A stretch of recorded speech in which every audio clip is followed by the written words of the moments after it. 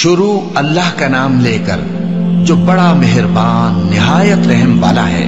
الف لام میم۔ اس میں کچھ شک نہیں کہ اس کتاب کا نازل کیا جانا تمام جہانوں کے پروردگار کی طرف سے ہے۔ کیا یہ لوگ یہ کہتے ہیں کہ پیغمبر نے اس کو از خود بنا لیا ہے؟ نہیں، بلکہ وہ تمہارے پروردگار کی طرف سے برحق ہے، تاکہ تم ان لوگوں کو ہدایت کرو جن کے پاس تم سے پہلے کوئی ہدایت کرنے والا نہیں آیا، تاکہ یہ رستے پر چلے۔ اللہ ہی تو ہے جس نے آسمانوں اور زمین کو اور جو چیزیں ان دونوں میں ہیں سب کو 6 دن میں پیدا کیا، پھر عرش پر جلوہ افروز ہوا۔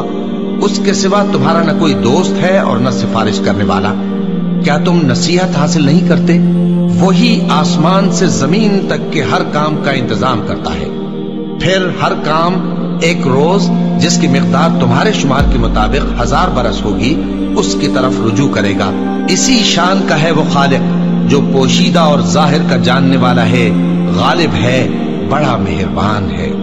وہی جس نے ہر چیز کو بہت اچھی طرح بنایا، یعنی اس کو پیدا کیا اور انسان کی پیدائش کو مٹی سے شروع کیا، پھر اس کی نسل ایک قسم کے خلاصے سے یعنی حقیر پانی سے بنائی، پھر اس کو درست کیا، پھر اس میں اپنی طرف سے روح پھونکی اور تمہارے کان اور آنکھیں اور دل بنائے، مگر تم بہت کم شکر کرتے ہو۔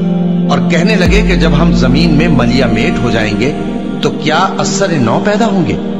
حقیقت یہ ہے کہ یہ لوگ اپنے پروردگار کے سامنے جانے ہی کے قائل نہیں۔ کہہ دو کہ موت کا فرشتہ جو تم پر مقرر کیا گیا ہے تمہاری روحیں قبض کر لیتا ہے، پھر تم اپنے پروردگار کی طرف لوٹائے جاؤ گے، اور تم تعجب کرو جب دیکھو کہ گناہگار اپنے پروردگار کے سامنے سر جھکائے ہوں گے اور کہیں گے کہ اے ہمارے پروردگار، ہم نے دیکھ لیا اور سن لیا، تو ہم کو دنیا میں واپس بھیج دے کہ نیک عمل کریں، بے شک ہم یقین کرنے والے ہیں۔ اور اگر ہم چاہتے تو ہر شخص کو ہدایت دے دیتے، لیکن میری طرف سے یہ بات قرار پا چکی ہے کہ میں دوزخ کو جنوں اور انسانوں سب سے بھر دوں گا۔ سو اب آگ کے مزے چکھو، اس لیے کہ تم نے اس دن کے آنے کو بھلا رکھا تھا۔ آج ہم نے بھی تمہیں بھلا دیا ہے، اور جو کام تم کرتے تھے ان کی سزا میں ہمیشہ کے عذاب کے مزے چکتے رہو۔ ہماری آیتوں پر تو وہی لوگ ایمان لاتے ہیں کہ جب ان کو ان کے ذریعے نصیحت کی جاتی ہے تو سجدے میں گر پڑتے اور اپنے پروردگار کی تعریف کے ساتھ تسبیح کرتے ہیں اور غرور نہیں کرتے۔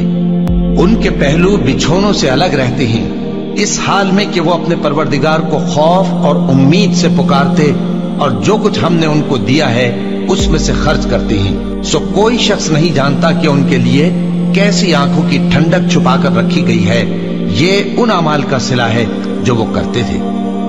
بھلا جو مومن ہو وہ اس شخص کی طرح ہو سکتا ہے جو نافرمان ہو؟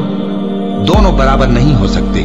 جو لوگ ایمان لائے اور نیک عمل کرتے رہے ان کے رہنے کے لیے باغ ہے، یہ مہمانی ان کاموں کی جزا ہے جو وہ کرتے تھے، اور جنہوں نے نافرمانی کی ان کے رہنے کے لیے دوزخ ہے۔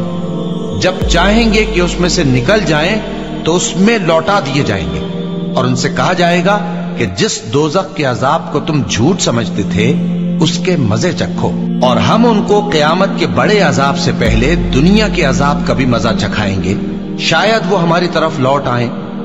اور اس شخص سے بڑھ کر ظالم کون جس کو اس کے پروردگار کی آیتوں سے نصیحت کی جائے تو وہ ان سے منہ پھیر لے۔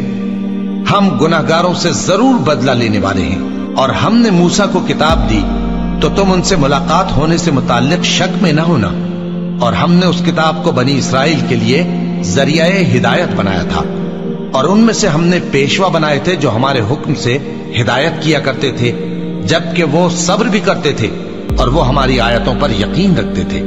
بلا شبہ تمہارا پروردگار ہی ان میں جن باتوں میں وہ اختلاف کرتے تھے قیامت کے روز فیصلہ کر دے گا۔ کیا ان کو اس امر سے ہدایت نہ ہوئی کہ ہم نے ان سے پہلے بہت سی امتوں کو جن کے رہنے کے مقامات میں یہ لوگ چلتے پھرتے ہیں ہلاک کر دیا؟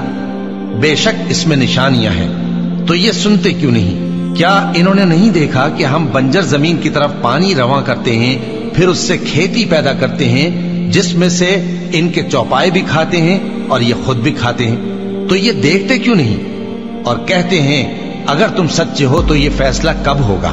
کہہ دو کہ فیصلے کے دن کافروں کو ان کا ایمان لانا کچھ بھی فائدہ نہ دے گا، اور نہ ان کو مہلت دی جائے گی، تو ان سے منہ پھیر لو और इंतजार करो, ये भी इंतजार कर रहे हैं।